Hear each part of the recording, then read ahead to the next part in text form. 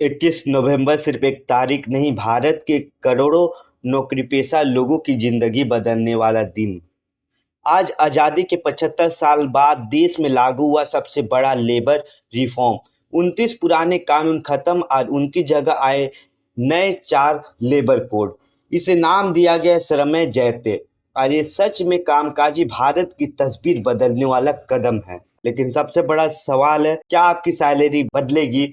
क्या आपकी take home कम होगी? क्या कंपनियां आसानी से निकाल पाएगी? और सबसे बड़ा, क्या ये बदलाव आपके भविष्य को सुरक्षित करेगा? सरकार ने उलझे हुए 29 कानूनों को हटाकर उन्हें 4 सरल हिस्सों में बांट दिया। वेज कोड आपकी salary, bonus, overtime, social security code, PF pension बीमा, इंडस्ट्रियल रिलेशन कोड, कंपनी कर्मचारी नियम, safety and working conditions code, काम की सुरक्षा। सरल भाषा में बताए तो काम करना आसान, काम करवाना आसान और कामगारों के अधिकार भी मजबूत।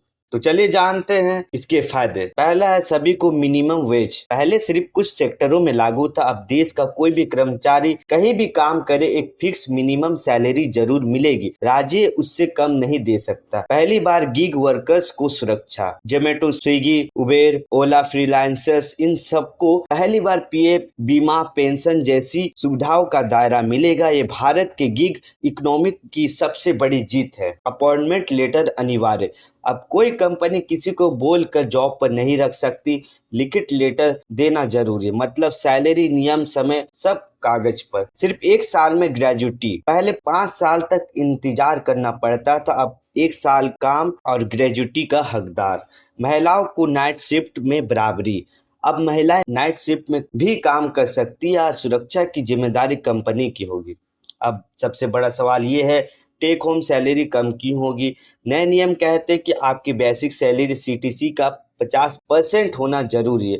पहले क्या होता था, कंपनियां बेसिक कम रखती थी ताकि पीएफ कम कटे। अब बेसिक बढ़ेगी, पीएफ भी बढ़ेगा, टेक होम थोड़ी कम हो जाएगी, लेकिन रिटायरमेंट के लिए पीएफ और ग्रेजुटी ज्यादा बढ़ेगी। मतलब आज थोड़ा कम लेकिन कल ज्यादा सुरक्षित। कंपनियों के लिए भी बहुत बदलाव है। एक ही लाइसेंस, एक ही रिटर्न, एक ही ऑनलाइन सिस्टम, इंस्पेक्टर राज खत्म, अधिकारी गाइड करेंगे, डराएंगे नहीं, प्रक्रिया डिजिटल और पारदर्शी है। लेकिन जहां फायदे हैं वहां कुछ चिंताएं भी हैं। हड़ताल करना मुश्किल, 60 दिन पहले नोटिस देना अनिवार्य, कंपनियां आसानी से ले ऑफ कर सकेगी।